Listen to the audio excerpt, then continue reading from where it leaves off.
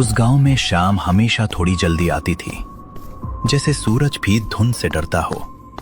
पहाड़ी के ऊपर खड़ी पुरानी हवेली हर संध्या और काली लगने लगती, और गांव वाले नजर उठाकर भी उसे पूरा नहीं देखते थे। आज विक्रम ने ठान लिया था कि डर और कहानी के बीच का सच पता करके रहेगा। काका, आप लोग हवेली का नाम लेते ही चुप क्यों हो जाते हैं? कोई न कोई वजह तो होगी। वजह है बेटा, और वही वजह है कि समझदार आदमी उस पहाड़ी की तरफ शाम के बाद नहीं जाता। समझदार आदमी नहीं जाता, इसलिए मैं जा रहा हूँ। डर को बिना देखे सच कैसे मान लूं? बात सिर्फ डर की नहीं है विक्रम। उस हवेली में कभी ठाकुर रणविजय का परिवार रहता था। फिर एक रात सब कुछ बदल गया। क्या बदल गया? लोग कहते हैं आवाजें आती हैं, कोई कहता है रोशनी जलती है। आखिर सच क्या है? सच इतना है कि जो भी जिज्ञासा लेकर गया लौटकर पहले जैसा नहीं आया। किसी की जुबान बंद हो गई, किसी की नींद। लेकिन कोई गया क्यों था? सिर्फ अफवाह से तो कोई पहाड़ी नहीं चढ़ता। हवेली के भीतर कुछ छिपा है, यही लालच लोगों को खींचता रहा। कोई कहता है पुरानी तिजोरी, कोई कहता है अधूरी मौत। और आप क्या मानती है दादी? मैं इतना मानती हूँ कि वहाँ किसी का इंतजार अब भी बाकी है। इंतजार किसका? ये सवाल मत पूछ, तेरे पिता भी यही पूछते थे। मेरे पिता? उनका हवेली से क्या संबंध था? आपने कभी बताया नहीं। समय आने पर बताने को कहा गया था। शायद वही समय अब आ गया है, पर चौपाल में नहीं। विक्रम, अगर जाना ही है तो खाली जिज्ञासा लेकर मत जा।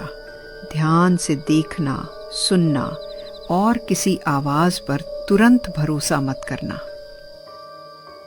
आप दोनों मुझे रोक भी रहे हैं और जाने की तैयारी भी करा रहे हैं। क्योंकि कुछ रास्ते रोके नहीं जाते, बस चेतावनी देकर छोड़े जाते हैं। ठीक है, मैं हवेली तक जाऊंगा, देखूंगा और लौटकर सच लेकर आऊंगा। लौटना जरूर। सच बाद में भी बताया जा सकता है। गांव की आखिरी कच्ची दीवार के बाद सन्नाटा और गहरा हो गया। धुंध में आवाजें पास भी लगती थीं और दूर भी। विक्रम को लगा वो अकेला है, लेकिन उसके कदमों के पीछे एक और परिचित चाल थी। विक्रम, रुक जाओ। बिना बताए ऐसे निकलना तुम्हारी समझदारी नहीं, जिद है। मीरा, तुम यहाँ क्या कर रही हो? मैंने किसी को साथ आने को नहीं कहा। अच्छा किया, क्योंकि मैं पूछने नहीं रोकने आई थी, और अगर ना रुके तो साथ चलने आई हूँ। ये रास्ता मजाक नहीं है। हवेली तक की चढ़ाई अंधेरे में मुश्किल है। मुझे चढ़ाई से नहीं, तुम्हारी आदत से डर लगता है। जहाँ सब रुकते हैं तुम वहीं और आगे बढ़ते हो। किसी को तो पता करना होगा कि ये कहानियाँ हैं या सच। हर बार डर को विरासत की तरह आगे नहीं बढ़ाया जा सकता। और अगर वहाँ सचमुच कुछ हुआ तो कम से कम हमें पता होगा कि किससे डरना है। अभी तो लोग अपने ही अंदाजों से कांपते। काका ने तुम्हें क्या बताया? मैं चौपाल तक पहुँची तो सबके चेहरे बदले हुए थे। उन्होंने पिता का जिक्र किया, कहा उनका भी हवेली से कोई संबंध था, बस उससे ज्यादा नहीं बोले। तुम्हारे पिता के जाने वाली रात भी धुंध ऐसी ही थी। मेरी माँ आज तक उस शाम को याद करके कांप जाती है। इसलिए तो जाना जरूरी है। अगर उस हवेली ने मेरे पिता से कुछ छीन लिया तो कम से कम उसका नाम तो जानूं। नाम?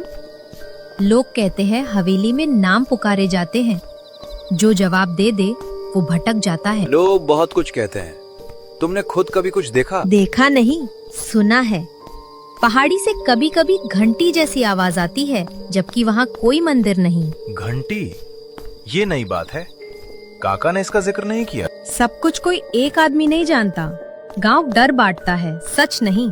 ठीक कहा। चलो, अब जब आ ही गई हो तो एक बात मानो, अगर कुछ अजीब लगे तुरंत पीछे हटेंगे। और तुम बहादुरी दिखाने के लिए आगे नहीं बढ़ोगे? मैं वादा करता हूँ, आज जिद से ज्यादा ध्यान रखूंगा। अच्छा, तो पहले ये बताओ, लालटेन में तेल पूरा है ना? मुझे तुम्हारे वादों से ज्यादा उसी पर भरोसा है। पूरा है, और हाँ, जेब में माचिस भी है। ठीक है, अब धीरे चलो। धुंध में रास्ते से ज्यादा आवाजें भटकाती हैं। पहाड़ी के मोड़ पर एक पुराना चाय खोखा था, जो बरसों से बंद माना जाता था। लेकिन आज उसके बाहर एक बूढ़ा आदमी चुपचाप बैठा था, जैसे वो किसी का इंतजार कर रहा हो। हवेली अब पास लगने लगी थी और उसके टूटे मेहराब धुंध के भीतर भी अलग पहचाने जा सकते थे। देर कर दी विक्रम। मैं सोच रहा था तुम आज भी सिर्फ सवाल पूछकर लौट जाओगे। आप मेरा नाम जानते हैं, मैं आपको पहचानता नहीं। पहचानना जरूरी नहीं। इस गांव में कुछ लोग चेहरों से नहीं, इंतजार से जाने जाते हैं। बाबा, आप यहाँ अकेले क्या कर रहे हैं? ये खोखा तो बंद रहता है। बंद चीजें हमेशा खाली नहीं होती बिटिया। कुछ जगहें बस बोलना छोड़ देती हैं। सीधी बात कीजिए, क्या आप हवेली के बारे में जानते हैं? जितना जानना ठीक है उतना जानता हूँ, और जितना नहीं जानना चाहिए उतना तुम्हारे पिता जान गए थे। आप लोग आधी बात करके हमें और उलझा देते हैं।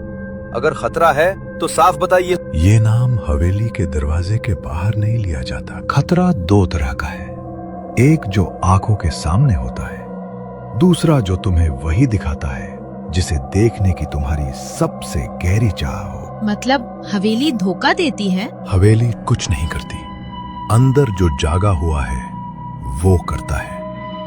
अंदर कोई है?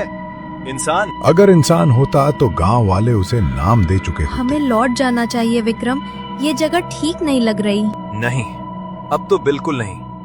बाबा, अगर आप सचमुच मदद करना चाहते हैं तो रास्ता बताइए। सामने जो सीढ़ियां हैं वे मुख्य फाटक तक जाएंगी, पर फाटक से मत जाना। दाहिनी तरफ टूटी दीवार है, वहीं से भीतर जाना। मुख्य फाटक से क्यों नहीं? क्योंकि जो बुलावा सुनकर जाते हैं वे फाटक चुनते हैं, जो सच ढूंढते हैं वे दरार चुनते हैं। और अगर भीतर कोई आवाज हमारे नाम से बुलाए? जवाब मत देना, चाहे आवाज कितनी ही अपनापन क्यों ना लगे। आपने ये बात मेरे पिता को भी कही थी? कही थी, मगर उस रात उन्हें किसी और आवाज पर भरोसा था। किसकी आवाज?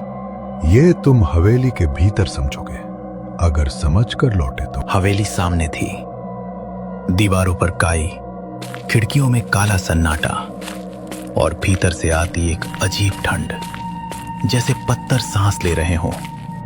विक्रम ने लालटेन ऊंची की तो टूटी दीवार की दरार सचमुच किसी छिपे रास्ते की तरह दिखी। यही दरार होगी। अंदर जगह बहुत कम है, संभल कर जाना। लालटेन पहले मैं अंदर रखता हूँ, तुम पीछे से आना। सुनो, अभी भी देर नहीं हुई है। बाहर खड़े होकर भी हम बहुत कुछ देख चुके हैं। नहीं, मेरे इतने पास आकर मैं वापस नहीं जाऊंगा। कुछ तो है जो सब छिपा रहे हैं। सब नहीं, शायद सब खुद भी नहीं जानते। तब आज पता चल जाएगा। विक्रम दरार से भीतर घुसा। दूसरी तरफ छोटा सा पिछला आंगन था, जहां सूखे पत्ते बिना हवा के भी खिसक रहे थे। ऊपर टूटी बालकनी से अंधेरा नीचे झुकता हुआ लगता था। ये जगह बाहर से बड़ी लग रही थी, पर अंदर और गहरी लग रही है। देखो, उधर लकड़ी का पिछला दरवाजा है, आधा खुला हुआ। क्या तुमने खोला था? नहीं। विक्रम, तुमने सुना?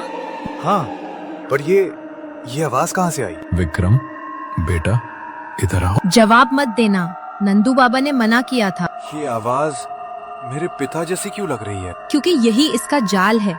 मेरी तरफ देखो, उधर नहीं। मैं यही हूँ। बहुत देर कर दी तुमने। नहीं, ये सच नहीं हो सकता। विक्रम, लालटेन कसकर पकड़ो, हम दरवाजे तक साथ चलेंगे, बस साथ। उसी क्षण ऊपर की टूटी बालकनी से धूल गिरी और हवेली के भीतर कहीं बहुत अंदर कोई धातु की घंटी धीरे से बजी। एक बार, फिर दूसरी बार। विक्रम और मीरा दोनों ठिठक गए। वही घंटी। मीरा, तुमने रास्ते में इसी का जिक्र किया था। और मैंने ये भी कहा था कि यहाँ कोई मंदिर नहीं है। दरवाजा खोलो विक्रम, इस बार मैं तुम्हें खाली हाथ नहीं लौटने दूंगा। इस बार? इसका क्या मतलब है? पीछे हटो, अभी। पिछला दरवाजा अपने आप थोड़ा और खुला। भीतर घुप अंधेरे में लालटेन की रोशनी बस एक लंबा गलियारा दिखा पाई और उसके आखिर में किसी सफेद कपड़े की हल्की सी झलक खिली।